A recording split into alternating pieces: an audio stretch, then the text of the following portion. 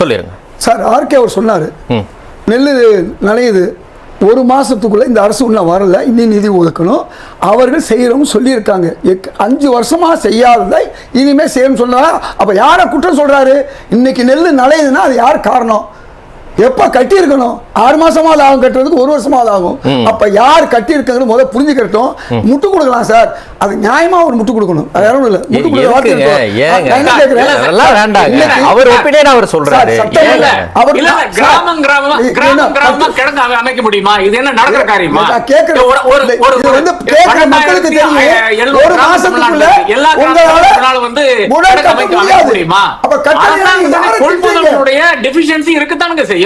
ஏன் காங்கிரஸ் கர்நாடகால வச்சிட்டீங்களா இல்ல கேரளால பண்ணிட்டீங்களா? அதெல்லாம் முடியாதுங்க. அப்ப அங்க இருந்து